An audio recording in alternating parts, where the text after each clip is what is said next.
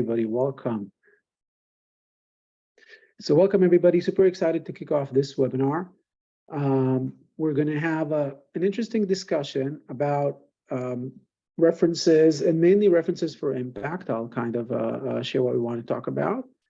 So first of all, let me just, let me share my screen actually and introduce first of all our speakers before we dive in. So I want everybody to say hi to Sienna, Andreas, and Rochelle. Maybe each one just take a minute to introduce yourselves before we kick off. Sure, I'll go first. My name is Sienna Abdullahian. I am the Director of Customer Advocacy at Sneak. I've been in the customer advocacy world for almost 15 years now, building programs from the ground up at companies like Zerto, and then starting at a place called Kronos. So a couple different types of industries, all tech, all B2B. So excited to be here and share some of my experiences with you all. I can go next. I'm Rochelle Crudo, Customer Reference Manager here at JFrog, as you can see behind me. I've been in the customer advocacy space officially for the last 2 years, but unofficially for the last 4 years in my time in marketing. So it's been a fun time. Similar to Sienna, I've been in B2B spaces, so all tech, all the time.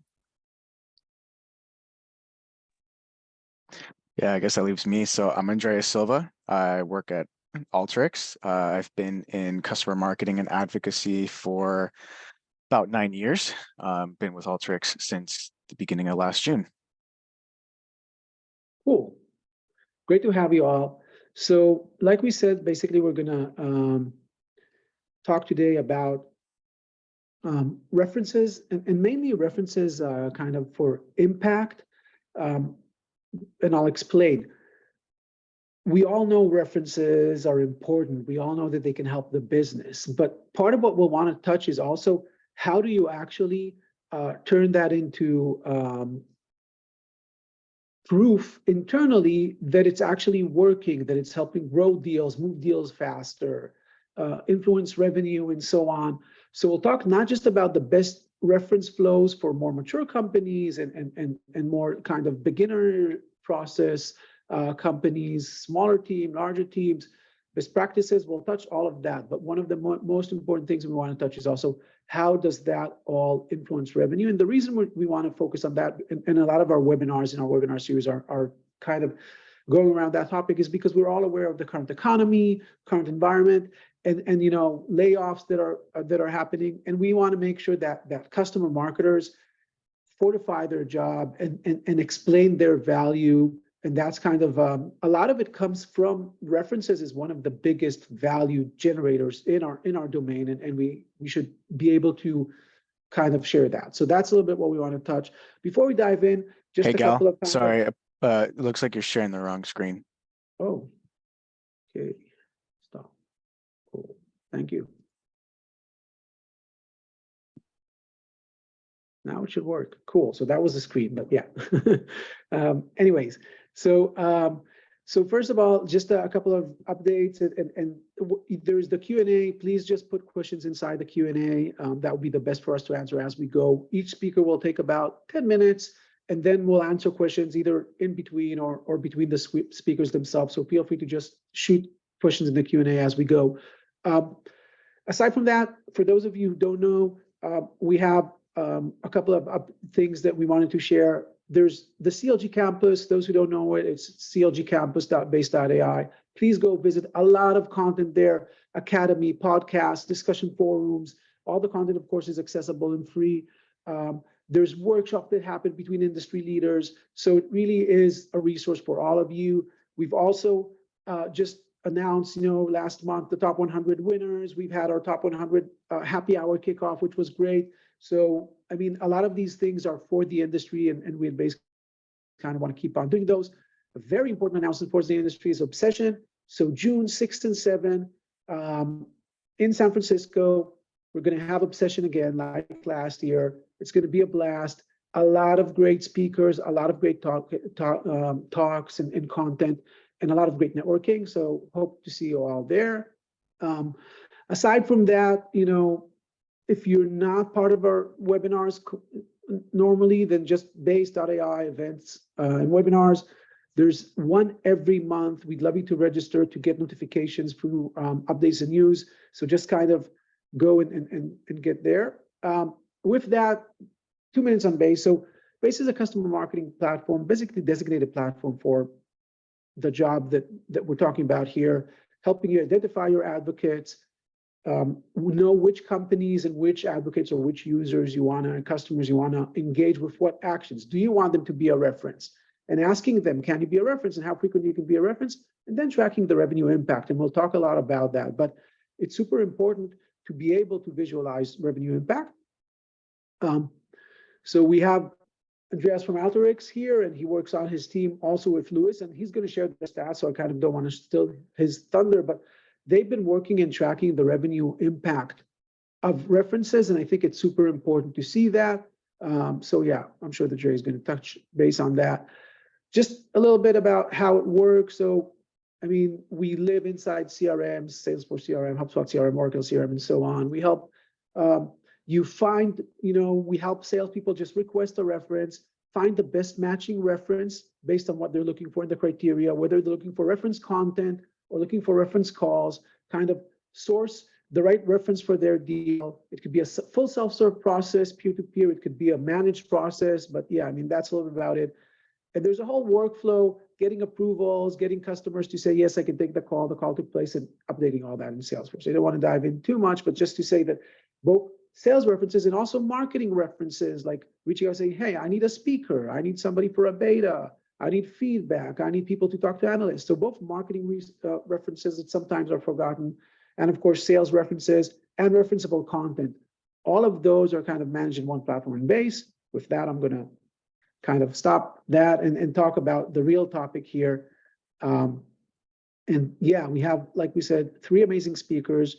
We're going to start with Rochelle. So everybody feel free to ask questions as we go. We're also running a poll, as you can just see now, and we're kicking it off. Let's go. All right, let's go. I'm going to share my screen. I have a few slides for y'all today. Happy Tuesday. All right, so I'm going to be running through my reference program, but first and foremost, to give you context, let me give you background about me and what JFrog does. So a little bit about me. Like I mentioned, I've been in advocacy, technically unofficially, for the last 4 years. But that's because my experience has ranged from office management and IT. I've done HR and customer success. And what I've really learned about myself over the time in tech is 2 things. One, it's that I want to be where the action is. HR was too much on the sidelines for me. I didn't think I could interact enough and make an impact. And 2, I love people, and specifically talking to customers. So in customer success, that was my favorite part. Doing QBRs, debatable. So I wanted to find something that really worked for me and kind of suit the other skill sets that I had acquired at my other time in tech. So with that being said, I currently have been at JFrog for 1.5 years, and that's technically the first time I've been officially, specifically in a customer reference manager role.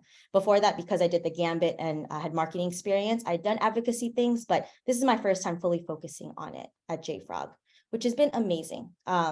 So a little bit about JFrog. We are the software supply chain platform. So it's a single source of record that powers organizations to build, manage, and distribute their software quickly and securely while making sure it's available to the developers, it's traceable so they know what's happening, and it's tamper-proof. Specifically, with that being said, because the company has always been developer focused, we have a lot of great customers, but something to note is I am the first of my kind. So there's no other customer reference managers who were here before me, which means that there wasn't a single person to kind of bring anything to the finish line every time. It was more ad hoc and by project. Now, because I am the first of my kind, that means I had no processes walking into it. It was more of, how do I build relationships internally so I have champions on my side here, and then I can be able to accomplish the things that need to be done. On top of that, because I was the first of my kind, I am currently the only of my kind here at JFrog. So I'm a team of 1. We have other customer marketers located in EMEA, but their focus is more on the customer lifecycle and doing things to maneuver that. Their KPIs are primarily upsell. So that's where I'm coming from. The perspective and the takeaway I hope you get from me today is how to basically build something, not from nothing, but from the limited resources that you have. So in my first year and a half here, I think I'm really proud of the accomplishments we were able to complete. We were able to publish 10 case studies, new case studies. I was able to recruit 13 customer speakers for events. So that's 13 new relationships I've been building. I was able to provide 4 customer quotes to support PR, land 20 customers for industry surveys, and I launched an internal wiki. All of that may seem small potatoes to some folks who are at bigger enterprises who have more established programs, but that took a lot of grit because a lot of the things to accomplish this had to be figured out by me. I had to discover what levers to pull, where everything was, and being focused on building these assets was a great way for me to learn how our company operates, who are the players on my team, and who are the players we are interacting with. So what that led to is the middle accomplishment here is launching the V1 of my reference program. In the first round, we had 100 references, over 100 references submitted by about 60% of the sales reps engaged, which it's over half. I'm happy with that. Honestly, I'm happy that people participated in the first place and it exceeded expectations. And the biggest deal we're able to influence with this program was a $737K deal. So we're looking for more of that to come, but there's still room for optimization. And I'll get to that in my next slide when I talk about learnings. The other thing that this reference program was able to help me do is attend our Swamp Up user conference. Now this happens every year in May. So if you know any developers, let me know. We can invite, work something out. But it was really cool to be there as a customer marketer because I was able to conduct 30 interviews, produce 3 videos, of which the conference recap video I did has over 24K views on YouTube. And I was able to land more MQLs for our team and influence the roadmap with the feedback provided in those videos. So that took a lot of hours of me watching and reliving those moments and parsing out the information. But all of this is to say that there's a lot of work being done. And although it feels like I'm getting pulled in a lot of directions, the fun part of this is every win, every accomplishment comes with a new process that I'm able to discover for the company, as well as a new metric that I want to look at, or at least keep track of. So with my learnings, if I jump into specifically how I impact revenue, I'm just going to jump into the third one here because I think it relates to the last thing I said. All I do is my background, because my background is more in communications. I didn't know necessarily how to build a data dashboard, but I'm learning and I'm working with a team to build that. So what I've done to kind of piece my way into that is I just write everything down, or I have this running doc of accomplishments that we've done, whether that's how many reach outs, whether that's how many responses I'm getting, whether that's how much each deal was worth. All of this data I am collecting, and the idea with my takeaway that I want to give to you folks today who are just starting out the program is, even though it doesn't feel like much, when you look at the puzzle pieces and show someone else who has that expertise that you might not have, they can help you put the pieces together to create a more cohesive dashboard, which is what I'm in the process of doing now. In addition to that, I think one of the biggest things I learned is really just doing and trying things here. Whenever I come in, I told myself not to be discouraged because I'm not starting from nothing. I'm starting from what I already have inside of me and what I already know about. So by building the relationships and getting that support and aligning myself with the business values and the champions who support that, we're able to actually pull each other up, and I'm able to spot things that they're not, and vice versa. So with that, my learnings and takeaways, my quick slides. Any questions, thoughts?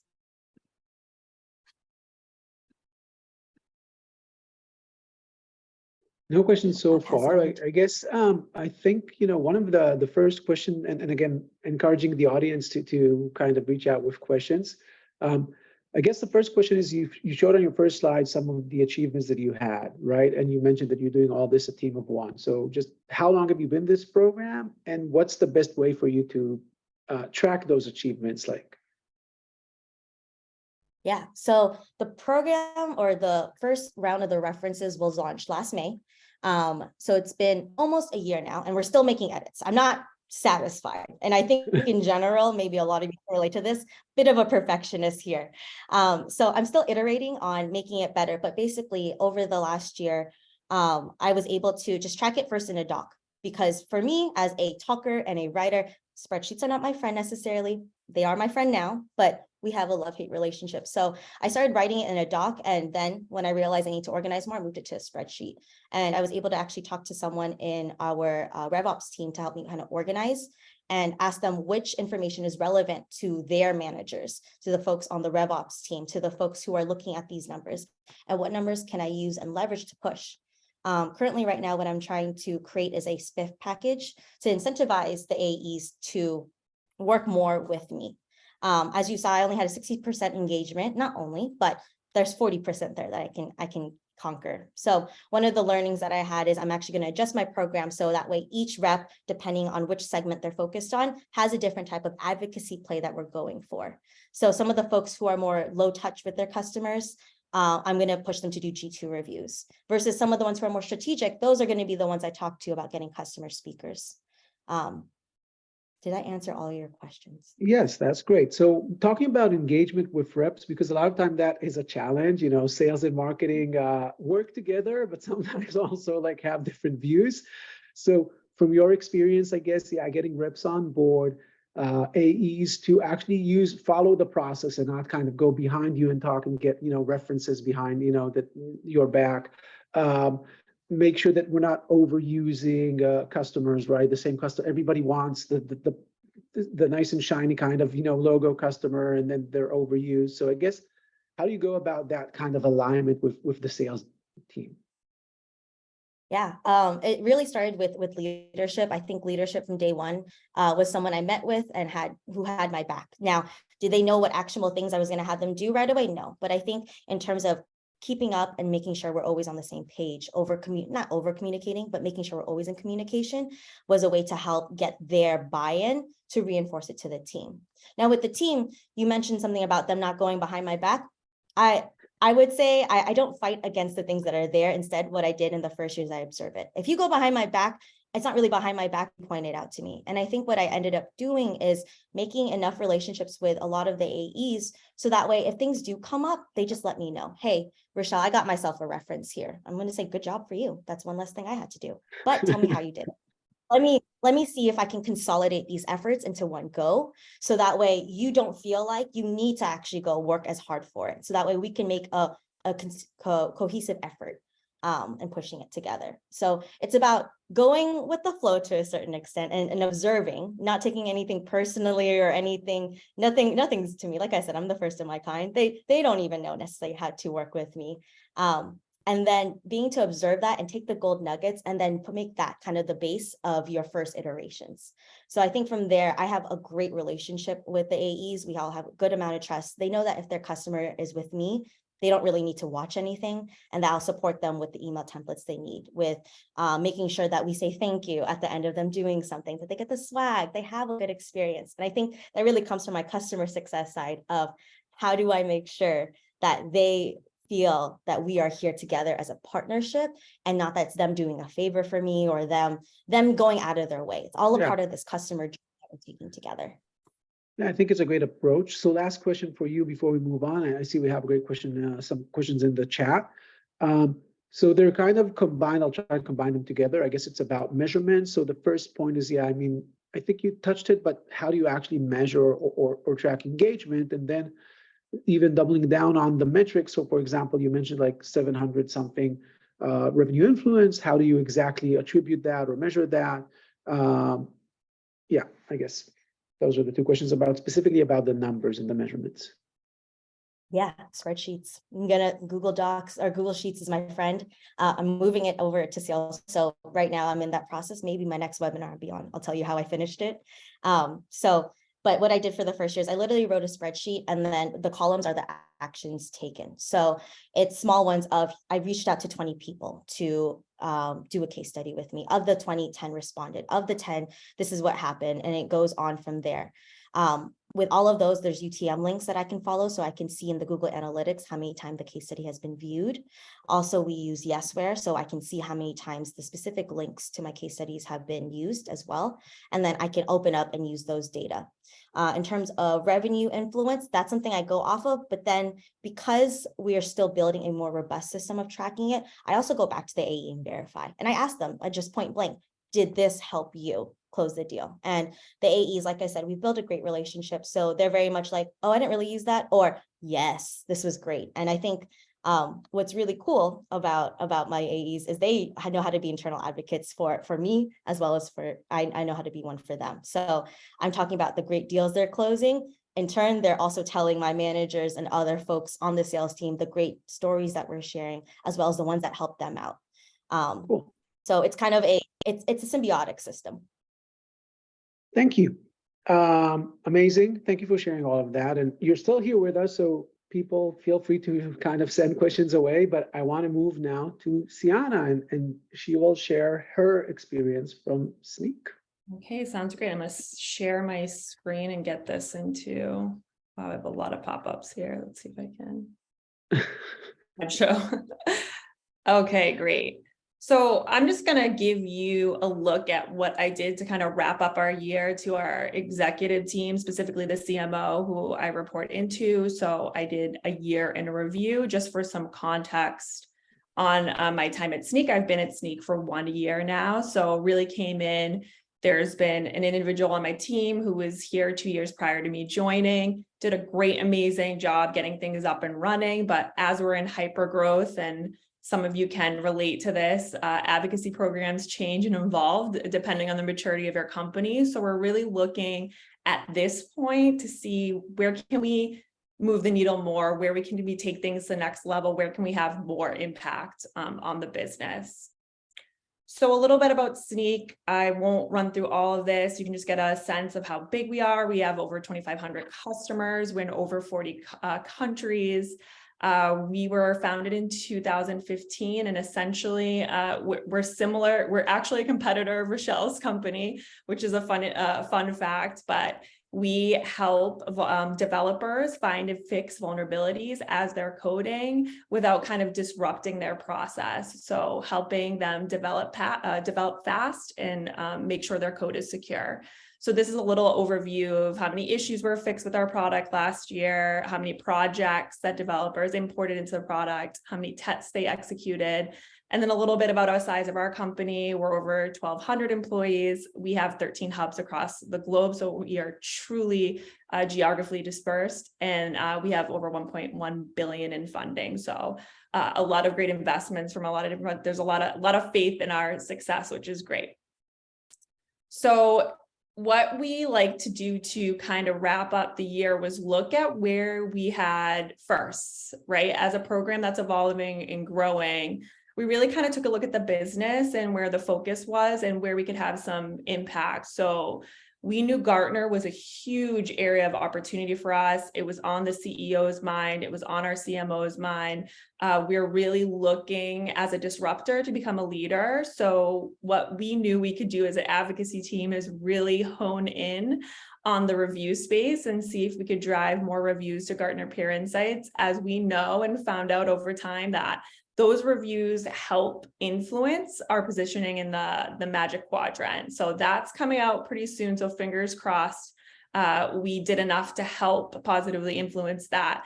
But what we did was we actually did a time-bound campaign, made it really fun, themed it and named it after Top Gun and called it Operation 5-Star. So we made like t-shirts themed Top Gun t-shirts. Kind of got the sales engaged with that theme and see how many reviews we could drive over a 1.5-month period. Super successful. We actually, in a 1.5-month time, we were able to get enough reviews and enough positive reviews to help us win Gartner's Customer's Choice distinction for the first time ever. So that was really exciting for us. We also launched our first ever customer value study. And so back to what Rochelle said about kind of working with sales and getting their feedback, we were getting a lot of direct feedback from the sales organization on that they were being asked by prospects, what's the ROI of Sneak?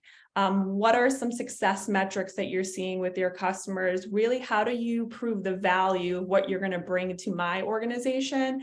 And on the heels of that, my teammate decided it would be a great opportunity to conduct a study across our customer base to see really what truly the value is of Sneak. So we used back-end analytics that we have access to on our customer data, and then we actually did a survey to all of our customers, combined those two, and we're able to put a report out with input from over 350 customers of what the value is they see in Sneak around 2 different areas. One being risk reduction, which our customers really care about, and the second bucket or area we focused on was developer productivity. So that was an amazing asset for us. We have 60% or 50 or 60% of the sales team actively using that in sales opportunities to date, and it's probably influenced now over 7 million, although in this slide, it was the end of 2022, so that number we'll see a little bit lower.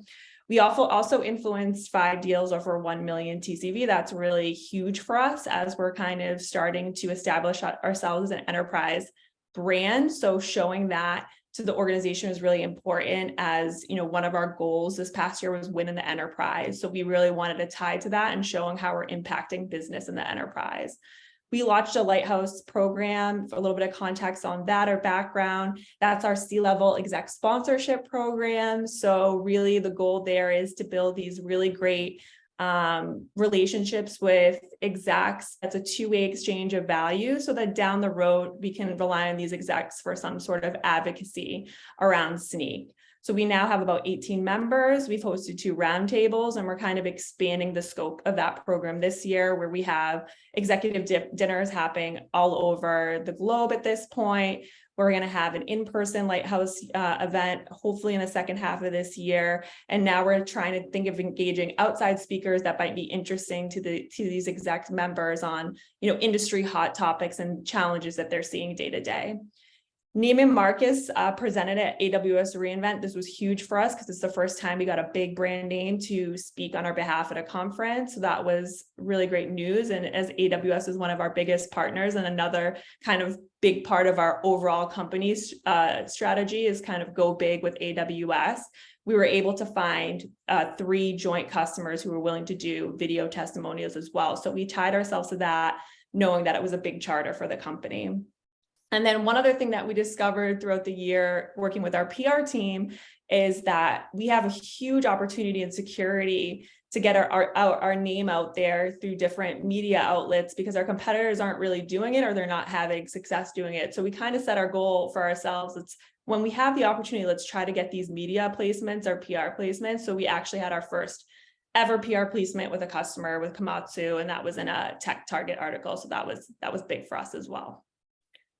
Now looking at the numbers, because we like to show data to the executive team, that customer value study, like I said, huge win for us. It's really been helping the sales organization. And in order to show that in numbers, we showed that it was able to help with meetings booked. We introduced this to the SDRs and did a lot of enablement around it. So they felt really comfortable using it in their outreach.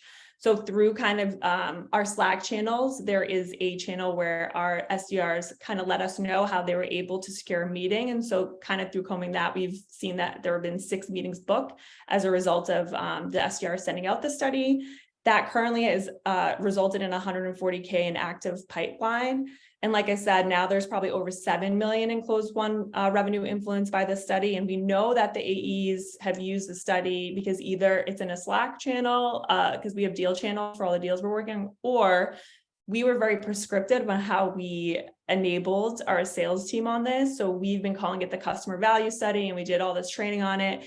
And we've actually given them scripts on how they can talk about on their calls. So we go through Gong about every month to see what deals the AEs are using it in. And then we pull that into a campaign to understand what the overall influence has been. And then you can see there's 23 million in active pipeline. That number is probably a little bit higher as well now that we're in the new year. Customer content, that's an always on engine. You know, this is something that we're always tasked to by the executive team, but I'm really trying to change the direction of where we go on that. I'm really trying to understand where we can plug content in where it has an impact. So looking more at top of funnel content about how our customers are solving for pains that are bringing them to us, that are just more like 3 things I wish I knew before I started my DevSecOps transformation. So not so much about a Sneak, but then offering like premium gated content in those articles to help kind of drive them to our solution, and other kind of content that we have that will help them think more broadly about the pain they're trying to solve for. And then on the second part of that is trying to get more content out of some of the great events that we're hosting now that we're more in person. We're doing a lot more roundtables. How do we get some more thought leadership? How our customers are overcoming more broader industry challenges with our solution? And then how do we use that to drive people further down the funnel? Then in addition to being named Customer's Choice, which is huge for us, that review, like our campaigns resulted in 79 new reviews. So what I actually did was on the heels of the customer value survey, which were mostly sent to developers, we had a lot of developers that rated us, like anywhere from like 7 to 10. So I didn't go like for the ones that rated us like super high, just that broad scope, and hit them up, asking them if they would be willing to give us a survey. I think we drove 32 reviews from getting the results of that survey. So just hitting a super engaged group from the first survey with the review ask, which is awesome. So we were able to get 79 new reviews last year.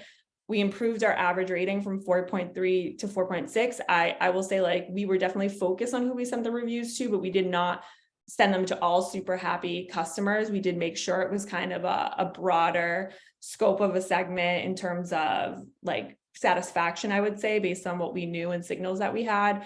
And then we moved from 7th to 3rd on the vendor page for the AST market, which is really important because when you see that page, you want to be one of the first kind of visible vendors, or at least that's what people like look at is, they'll look at the first few and they'll kind of lose the attention on that page. So really exciting for us. In terms of the reference program, we do have a tool in place. We use it to track revenue influence. The important thing to note about this is that we don't have as good of adoption as Rochelle has. We only have 1/3 of our AEs using the reference program right now. That's something we're trying to work with. So we were able to influence a little over 15 million with that, with 1/3 of our sales reps using the program, 25 million influenced pipeline. And then we added 150 advocates. That's a very loose term. When we say we add advocates, it's if they raised their hand and did any type of advocacy activity. And once again, I said, as we're kind of evolving, we're looking to maybe kind of narrow the scope of our reference program, make it a more quality reference program, and therefore have better, higher engagement level with our advocates. One thing to note, if you're kind of newer on your journey and you don't have access to all these tools to help you with reference activity and you're looking to get that buy-in, what I really like to do is get feedback and tell stories. That really resonates with the C-suite earlier on when you don't have that support or you don't have the budget. So what I love to do is really go to sales, like we go to sales pre doing something and post and kind of getting understanding of what would they like to see, so they feel like design partners. And that really helps when we're releasing the asset or whatever program we're running for them. That helps with buy-in because they were part of the design process, and then getting their feedback and closing the loop. So we ask our reps for feedback on the customer value study. If you could see the first 2 quotes, they're direct quotes, and I just kind of blanked things out so I wasn't giving some information away about my company that I shouldn't be. But you can see that they gave some really great feedback on how it was helpful in deals. And this really resonated with the CMO, seeing the direct feedback from the sales on how it was impactful. So we know by the numbers it was impactful, but this gives you the color on how it was impactful.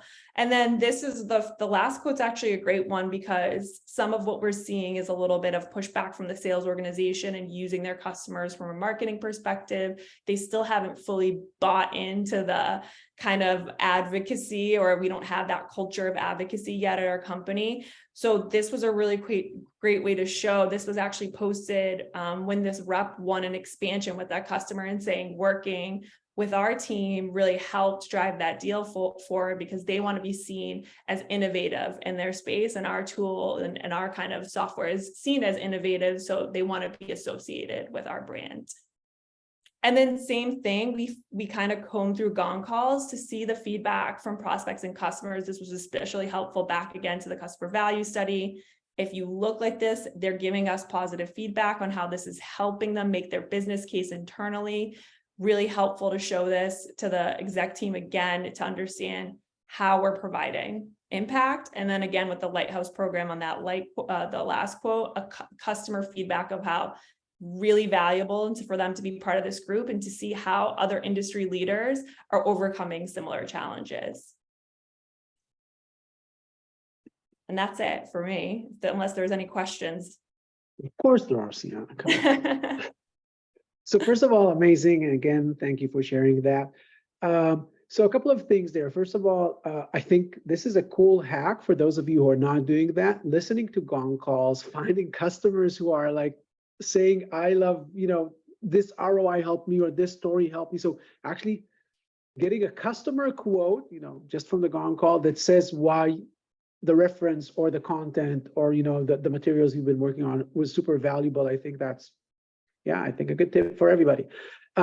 So a couple of questions we had. First of all, like getting great logos, and I know this is also will come later with Andreas when he will share some of his customer stories and logos. But I mean, something like Neiman Marcus, like how do you land somebody like that? I guess is one of the questions that came up. Yeah, it's really relationship building. I know there's a lot of people who are fans of building into the contracts. In my opinion, that's never really worked effectively because a lot of people will agree to get the discount. And then they'll get, it'll be like, my company doesn't really allow me to do that, or they're not seeing the value thing. So like we work really hard with building, and we start small sometimes, right? We get them involved with the smaller thing that doesn't really necessarily require approval or like widespread approval, get them comfortable with their team. And I'll give you just one good example, and it's a model that we're going to try to replicate. Is we spoke with a customer who was very hesitant to go on the record. Their company is kind of legacy, old school. They're a big brand name. And we kind of just kept in touch with them, kept talking to him. And then we kind of craft emails. And now we're actually building a one-pager of what's the value to your company by co-marketing with our company. And yeah, we're not a huge brand, but we do bring some value. Like, we are a modern development tool. Developers want to be security conscious, and they want to learn that side of the house because it's going to be part of the required skill set as a development leader in the future. So we are kind of crafting like what's in it from them, and then showing the other big brands that we've been able to get on the record with us. So we have some great big brands, and we kind of like link to some of the co-marketing we've done with them to show them that, hey, you wouldn't be the only one. You're going to be in the company of, Pinterest and Slack and every other company that's worked with us. So those are some trips, but it's some kind of quick tips, but it's really on the relationship building. And what I will say is when you see those big brands, typically the asks are coming from the exec team. Lean in as heavily as possible to your exec team. It's hard to get their attention. But when you get the feedback from the top down, which is what I feel, hey, Sienna, we have great big brand name customers. Why aren't they on our website? And I'm like, they can be on our website. We need a plan of attack. Here's who we can, and I just give them a list. Here's who we can go after. We know their status is healthy and they're happy. Who do we know? What of our execs know one of their execs? Did our founder work with them and help them make a very prescriptive, proactive plan? Because then the responsibility lies on them too. They know that they have part of that responsibility. Customer advocacy is a team sport. Yes, we're the ones who own it, but you really need the involvement of the whole organization to be successful in your efforts. Cool. Couple more questions for you. And there's a lot, by the way, for all of you in the chat. So later on, feel free to answer. But one of them was regarding a study, which again, I think is an amazing best practice and a great idea. Did you use any external source like Forrester or anything like that? No, my teammate did it as a one-man show. He's amazing. He's like a data whiz now going through this. So we actually really worked closely cross-functionally. So we worked with our product management team, our BI team, obviously our customer success team, and our sales team. And so this year, because it was so successful this year, we're actually outsourcing it. We're not using like a Forrester. We're kind of using like an independent B2B research firm to do it. And going to kind of run the same model, but get someone that's a little bit more in the weeds on analytics and data analysis to help us kind of hopefully reproduce what we did last year. Which is great. I mean, we love Forrester, but frankly, in this current economy, also just showing that you can do it on a more scrappy kind of level and do it internally in the team, and it shows results. I think for everybody thinking, no, I can do it, I don't have the resources. I mean, that's great to know that you were actually able to run that at least the first year internally and show the value. And yeah, sometimes what you have to do in customer advocacy. So I kind of came in to Sneak with a $0 budget, but now we have $250,000 this year, which is like a huge, massive. Like, so that to me is a great indicator that we prove the value to get the budget to kind of accelerate some of what we were doing. Cool. Another question, yeah, so for you, I guess is, well, they're just coming in, so I gotta find one. So like regarding the reviews, somebody here basically asked, hey, there's a lot of review sites. Gartner is one of them. You know, maybe actually for I think Rebecca here, it's kind of the hardest one. So any specific strategies that might help take people to a specific review site, for example, Gartner? Yeah, so we have kind of a two-pronged review approach. I'll just tell you how we do it at Sneak. So of course, there's so many sites you could be focused on, but it can get really crazy really quickly. So we made a conscious decision, like from a demand gen perspective, our demand gen team is really focused on G2. We are really focused on the advocacy team as Gartner Peer Insights because that has the biggest impact on the MQ and something that we're really, hyper focused on right now. So if you know anything about Gartner Peer Insights, they kind of have some guidelines you have to abide by. So one of them is in order for the review to count towards customer's choice and distinction, it needs to be over 50 million. The company needs to be over 50 million in revenue. So that's one way we kind of use. So we kind of send more of our mid-market and SMB customers the G2 route to drive reviews there. And then we work on the more strategic customers for Gartner Peer Insights. And then, one thing that we did that is just kind of like an additional benefit to Gartner Peer Insights. There's no easy way to export it, but I went through our last 3 months worth of review, and this was late last year, and looked at our strengths and weaknesses and actually sent that back to our product team to say, here, from the voice and view of our customers, what we're really good at and where we're really struggling. And then, that actually helps us decide where we want, like who we want to review to help maybe drive some of those weaknesses to strengths where we know we've made improvements. So like, let's say, for example, one of your weaknesses is reporting. Well, if you have a couple enhancements or releases coming out where you're improving and reporting, then you can drive more people, to leave those reviews and reporting to help kind of change that perception because that it's improved. And then you want to see that reflection in your reviews, like moving forward. Gartner always changes. So like what advice I give you today will probably change tomorrow.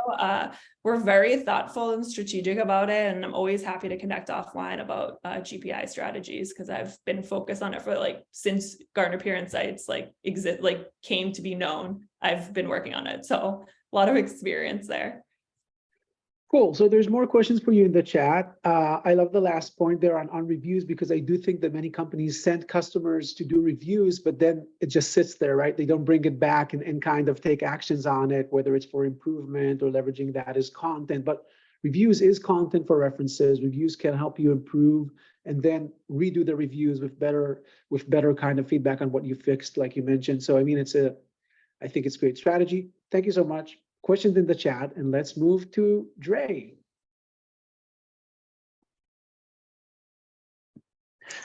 All right, let's see. That should work. All right. Hey, everyone. I'm Andreas Silva. I'm part of the Alteryx team. Help manage customer advocacy in the Americas. We are fortunately a team of 3. I report to Luis Gonzalez, and I have a team member, Vicky, who resides in the UK. So for those of you who are not familiar with Alteryx, Alteryx is a data and analytics software company.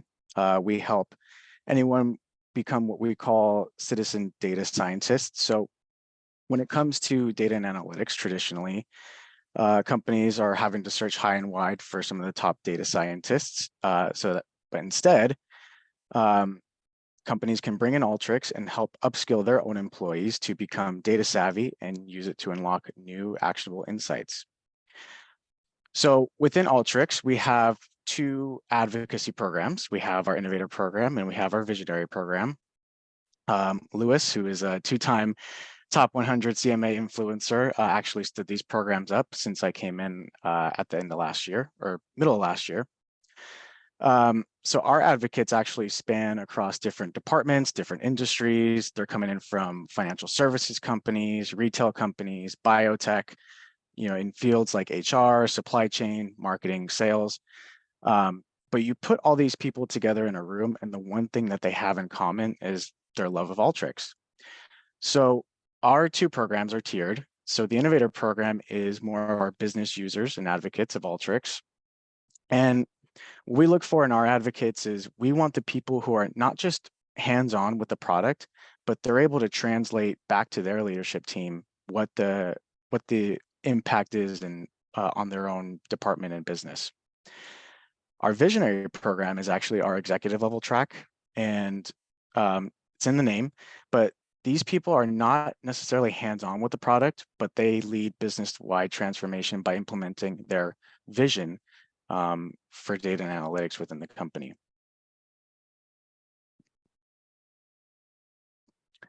So wanted to just give you all a quick example of how we position the program to our customers. Mostly look at three main things. It's pretty standard. Empowerment, recognition, influence. Just for the sake of time, I'll let you all just kind of take a quick look, but we'll move on to the better stuff. So our advocates, like many of you, come from everywhere and anywhere and everywhere. And so for us, the biggest success in terms of bringing in new advocates are our CSMs and our sales reps. And a lot of this just takes a lot of communication and education in terms of what you're looking for in an advocate. Once you go through a few rounds of this, they'll eventually kind of understand what you're looking for and help bring really great advocates to the table. So, in our case, speaking with the CSMs and the sales reps, sometimes they'll bring to the table people who are super power users and they're really great in using the product, but maybe not necessarily the best people in terms of translating the impact back to the business. And so once you kind of provide that feedback to them, they start to understand what you're looking for and will help bring great advocates to the table moving forward. The second actually best source of advocates is your own advocates, your own community. And a lot of times what I've seen is our advocates they're advocating within their own company. They're telling other people about the great things that they're doing as part of the program. And even when I'm speaking with a new advocate, I always ask them, hey, is there someone else on your team, or is there someone else, maybe a colleague in a different department that you think would enjoy or benefit being part of the program? And I always ask this because my train of thought is it's never a bad idea to have more than one advocate at an account, because there's always the risk of someone leaving and then you kind of have to start from zero. Whereas if you have someone else, you have multiple people already there, you're good to go, you can carry on the relationship. And then last but certainly not least is your user conferences. And so our user conference, Inspire, we have our own booth. People are coming up and asking us, hey, what's this all about? We talk to them about the program and they say, great, where can I sign up? But the other great part about this too is you have your own advocates there, and our advocates are walking around, with our logo. They have a pin that they put on their lapels. They're speaking on stage. They're going to exclusive dinners and other great activations. And so people are probably taking a look around and saying, well, hey, like, what's that all about? Like, how do I become a part of that? And then they'll talk with our advocates and they'll get to tell them firsthand, hey, this is what it's about. This is what we're doing. You should definitely come and sign up. And so we've definitely had a lot of great signups that way as well. So when it comes to measuring impact for your advocacy programs or your customer reference programs, I view it from a lens of a crawl, walk, run perspective. And so if you're just starting out and you're kind of just trying to get a foundation going, I would say you're kind of in the crawl stage. And my advice is keep it simple. You're starting from scratch. You need to figure out who your advocates are, bring them into the fold. You also need to take the time to build relationships with your internal stakeholders. And so that takes a lot of time, countless hours speaking to sales reps, speaking to CSMs, finding out who their champions are. And so once you kind of figure that out, my advice would be to start, report on the number of advocates in your program, not just the sheer number, but also how many of your customers are F500, your Fortune 500, how many of them are Global 2000. My word of caution around that and I put an asterisk next to it. Do not get stuck reporting on this year after year. Sienna kind of touched on it a little bit, but what you don't want is you don't want a bloated number just to say, hey, look at our program. We have thousands of advocates, which on paper sounds great, but are you providing a meaningful experience to each and every one? Probably not. So for those of you who follow Barbara Thomas or BT, she actually put out a great article on LinkedIn that tackles this, this phenomenon of like, hey, what's the right number for my program? And she actually puts a formula around it. So I would definitely advise you to check it out and figure out what that looks for you, because like Rochelle said, every advocacy program is different. So figure out what's right for you.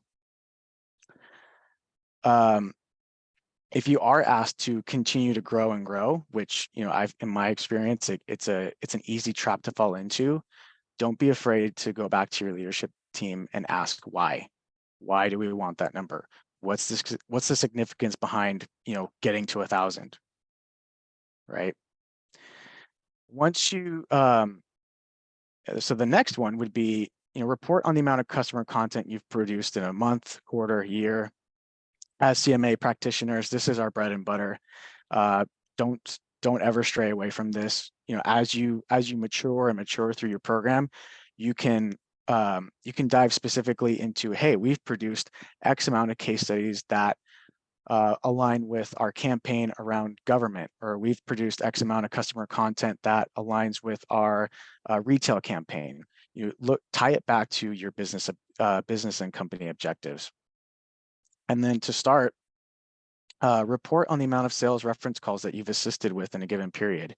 Show that you're getting more internal customers and, more importantly, driving revenue. And so once you kind of have got the foundations going, now you can start diving into the things that matter, which are revenue and driving new business. And so, Sienna and Rochelle, they've showed that, that they're measuring influence pipeline when our advocates are taking reference calls. Another great way to measure this as well is, for the amount of time and energy that we're spending producing customer content, if you have a tool like a Seismic or a HighSpot or ShowPad, talk with your sales enablement teams, figure out if it's connected with your CRM. And if it is, figure out if people are tying it to their opportunities. You easily got an ROI on that piece of content that you produced that took hours and hours of getting that approval for. In addition to that, I would suggest measuring marketing influence pipeline. And so what I mean by that is, how many times have we been asked to find a customer speaker for a trade show, for a webinar, for that random lunch and learn at the end of the month? If that's getting tracked through a campaign, look back on that campaign and figure out what the revenue pipeline is associated with that. You have a direct contribution to that, because as much as these people want to hear about your company's products, they also, more importantly, want to hear what your customer has to say. Third-party reviews. So Sienna touched on it with Gartner Peer Insights. It's super important. Your prospects and customers are paying attention. Allison Bukowski, if you are somewhere in the audience, big shout out to you. So I would say to start, report on growth, especially if you're starting from scratch. Report on growth, month over month, year over year, as far as the volume. Because eventually, if you get enough good reviews, these turn into badges. These turn into awards from vendors like G2, from Trust Radius, from Gartner Peer Insights. And you can take that back to your leadership team and say, hey, all the great work that we're doing has resulted in this. And not just that, showcase your market presence. So what I mean by that, for example, is at the end of last year, Alteryx was awarded Best Software on Trust Radius, which, great, our CMO was excited about that. But what we did is we took it a step further and we asked the Trust Radius team, hey, where do we land compared to our competitors? And we found out that we were the only data and analytics and BI platform to get that distinction. So that was just another thing to add to to give to our CMO and say, hey, not only did we do this, but we were the only company to do it. And then, of course, with third-party reviews, you do really well, it's going to bring in more leads. These tools, Andreas, we're still these seeing the crawl, walk, run slide. So I don't know if you've been moving from other slides. No, Cool. still And here. we have like 2 more minutes and then we have to start wrapping up. Yeah.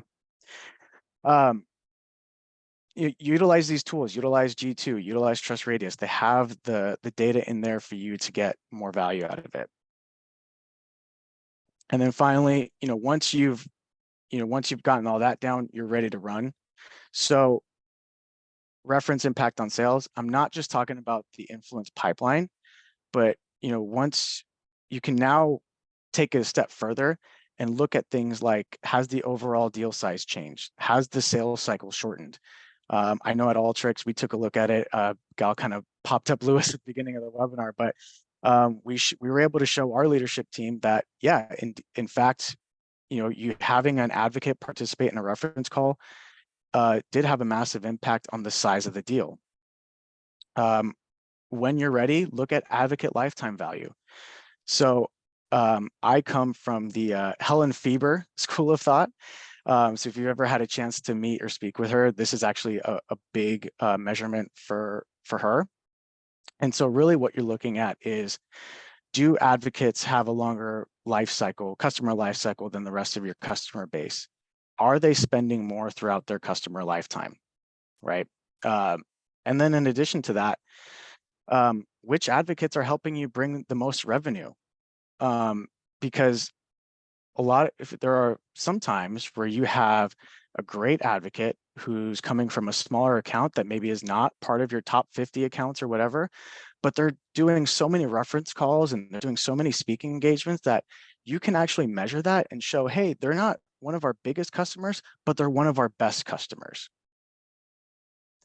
And then finally, us at Alteryx, we're taking a look at advocacy nurture this year.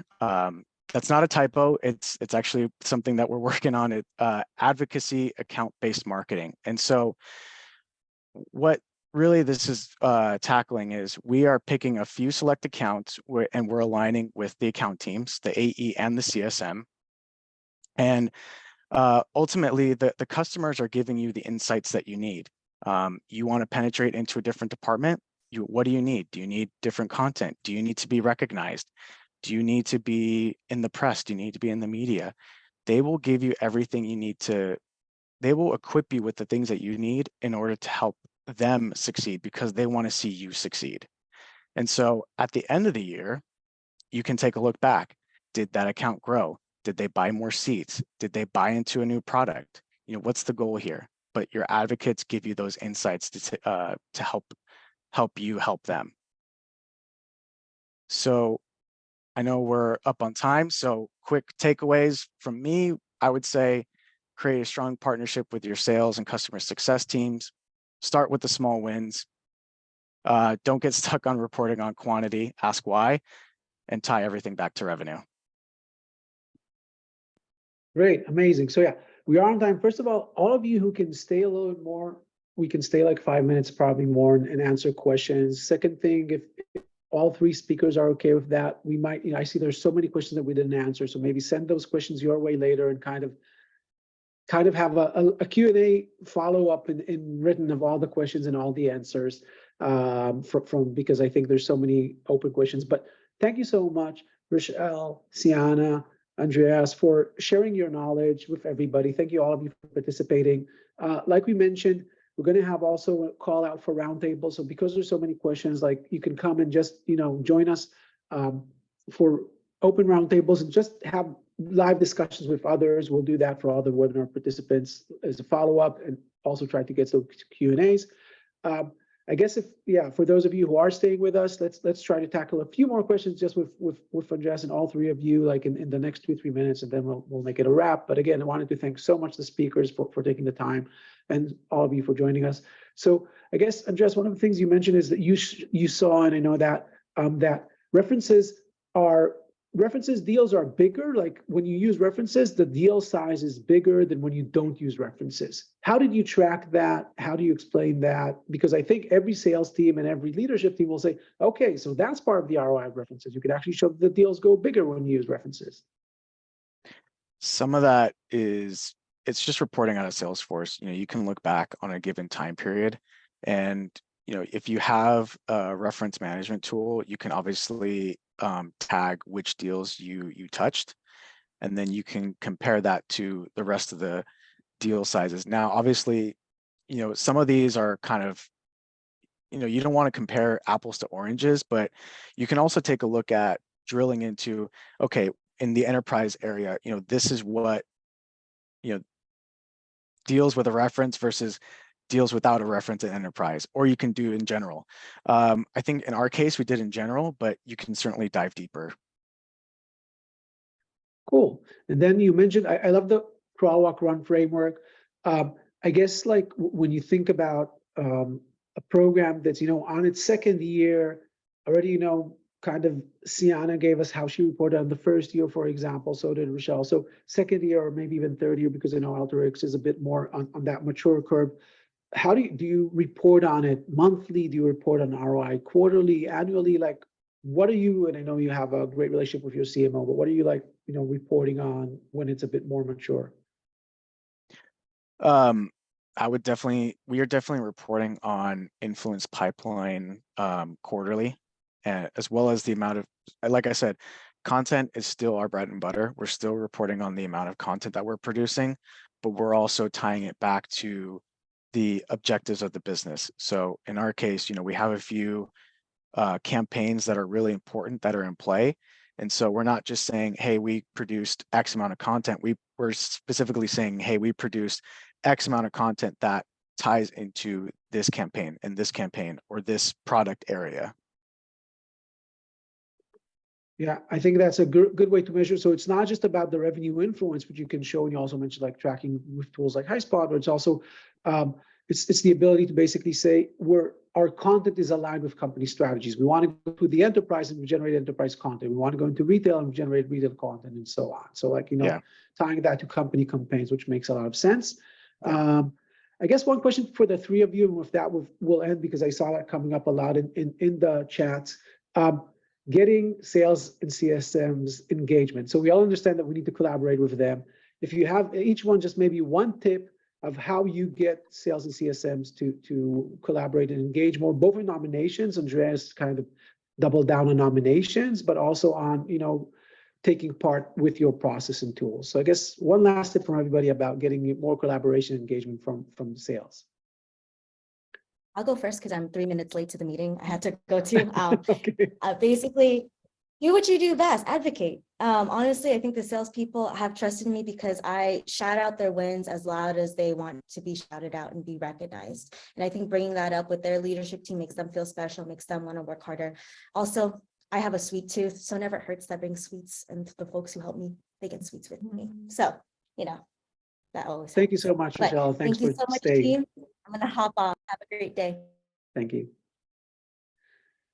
Sienna, your tip? Yeah, and just start creating a culture of advocacy, similar to what Rochelle said. So making sales your design partners when you're doing things and surveying them. So I actually ask how they hear about the work that we're doing to find the channels they go to the most and like pay the most attention to, because we have a lot of noise. So I'm really trying to kind of narrow in on the channels. And one thing that has just worked exceptionally well that I just advise everyone to do is get a call on new hire sales training, and don't just talk about the program, pull in like positive reviews, like all the great things your customers say about you, get them really excited about the great customer feedback that exists out there in the world about your product, and then also let them know what's in it for them. So I always pull in stats, like I think I mentioned in the chat, 11 of our top 16 AEs this last year across all of our segments used our reference program. Make it be known that your most successful sellers use references,